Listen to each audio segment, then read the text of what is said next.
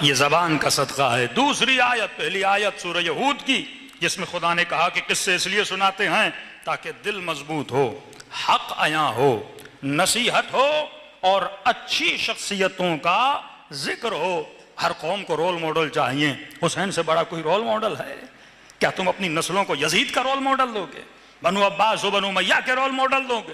یہ role model اگر دینے ہیں، سمبلز اگر بنانے ہیں اپنی قوم اور اپنے جوانوں کے لیے، شہادت کا رول ماڈل حسین ابن علی ہیں، شجاعت کا رول ماڈل علی ابن ابی طالب ہیں، صبر کا رول ماڈل حسین ابن علی ہیں، زہد کا رول ماڈل امام زین العابدین ہے، سچائی اور صداقت کا رول ماڈل جناب سیدۃ النساء العالمین سیدہ فاطمہ الزہرا ہیں۔ یہ کائنات کو رول ماڈل دیے گئے۔ اب آتے ہیں قرآن کی دوسری آیت، اللہ کی آواز آتی ہے وَمَن يُعَظِّمْ شَعَائِرَ اللَّهِ فَهِيَ مِن تَقْوَى الْقُلُوبِ، جو اللہ کے شعائر کی عزت کرتا ہے یہی دلوں کی تقوی کی نشانی ہے۔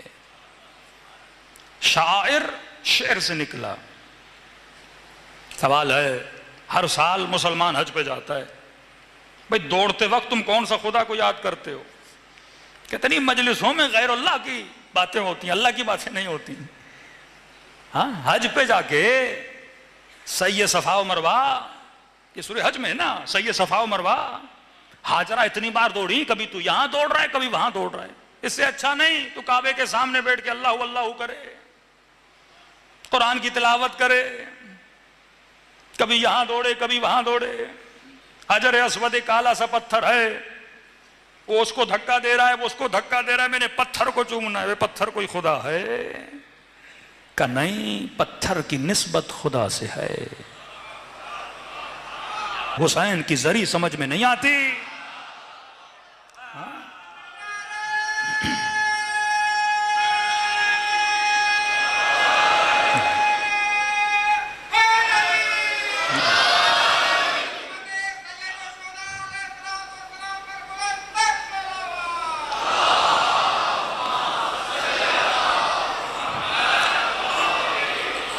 اگر پچھلی آیت میں مسلمان غور کرتا کہ میں جا کیوں رہا ہوں خانہ خدا پر، صرف یہ کہ خدا نے کہا اور دوڑو اور چلے جاؤ، اس حج کا کوئی فائدہ نہیں، اس سعی صفا و مروہ کا کوئی، سوچو تو صحیح، صدیوں پہلے بی بی ہاجرہ دوڑی تھی اور خدا آج تجھے دوڑا رہا ہے۔ صدیوں پہلے کربلا کا واقعہ ہوا تھا اور شیعہ آج رو رہے ہیں۔ وہاں جب دوڑتے ہو تو تجھے پتہ نہیں لگتا کہ کیوں خدا تجھے یہاں سے وہاں، کیونکہ ابراہیم علیہ السلام اگر اپنے بچوں کو اس سرزمین پر لے کر گئے تھے تو کس کی محبت میں؟ خدا کی محبت میں۔ بڑھاپے میں بچہ عطا کیا۔ حضرت ابراہیم پر ایک مجلس ہونی چاہیے، کیا کیا امتحانات خدا نے حضرت ابراہیم سے لیے۔ اتنے سالوں کے بعد بڑھاپے میں بیٹا پیدا ہوا کہ بی بی ہاجرہ چہرے پہ مارنے لگی، لوگ کیا کہیں گے، بڑھاپے میں بچہ۔ اللہ کی مرضی ہے، جب دینا چاہے دیتا ہے۔ اور کہا کہ ایسی سرزمین پہ بچوں کو چھوڑ کے آؤ جو زی زرع ہے، جہاں پہ کوئی فصل نہیں ہوتی، خشک صحرا۔ اللہ کی مرضی ہے۔ بیوی کو، بچے کو تکو تنہا بے سہارا لوگوں کے علاوہ اللہ کے سہارے پہ چھوڑ کے چلے گئے۔ جناب ہاجرہ کہتی ہیں آخر تک دیکھتی رہی کہ ابراہیم مڑ کے دیکھیں گے۔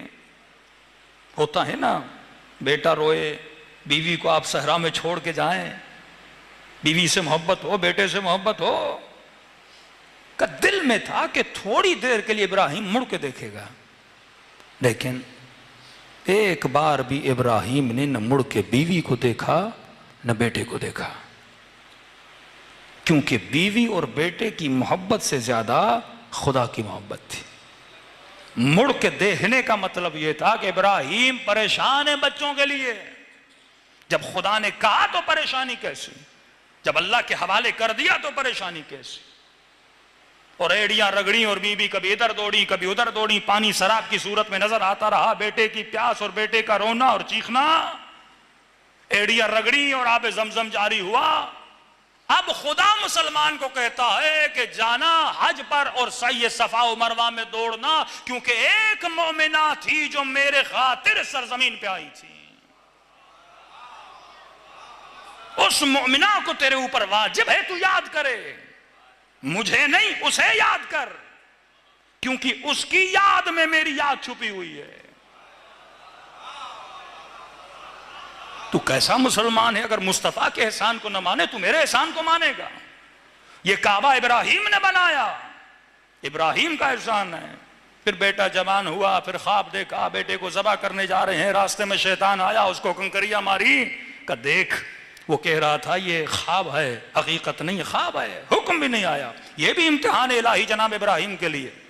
خدا چاہتا تو جبرائیل کو بھیج دیتا، نہیں بھیجا، کیونکہ جبرائیل کو بھیجتا تو حکم یقینی تھا، یقین ہے نبی کے پاس ایک وحی نازل ہوئی ہے، لیکن خواب تھا۔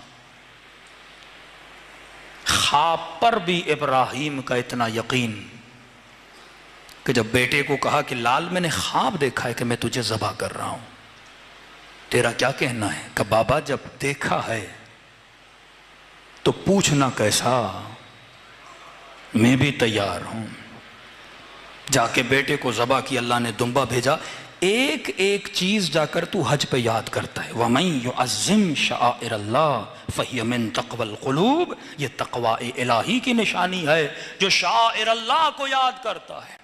حسین کربلا اپنی ذات کے لیے نہیں گئے، خرجت لإصلاح امت جدی، میں اس لیے نکلا تاکہ اپنے رسول کی امت کی اصلاح کروں، کہ یزید جیسا شرابی منبر رسول پہ بیٹھا ہے، واللہ اگر حسین یہ قدم نہ اٹھاتے آج تیری یہ مسجدیں نہ ہوتی۔ حسین گئے تو پروردگار عالم کے لیے گئے، آل ابا ہیں، اصحاب قصہ ہیں، جن کی محبت کی وعدہ رسول نے امت سے لیا تھا۔ تو یہ شاعر اللہ ہے، اور شاعر اللہ کو بلند کرنا عین عبادت ہے۔ یا علم ہو، نام حسین ہو، نعرہ علی ہو، یا مجلس حسین ہو، یہ ساری چیزیں، ایون یہ کالا لباس کیا ہے، یہ شاعر اللہ میں سے ہے۔ تو جو جتنا شاعر اللہ کی تعظیم کرے گا اس بندے کی اتنی تقوی بڑھے گی۔ صلوات پڑھے محمد و آل محمد۔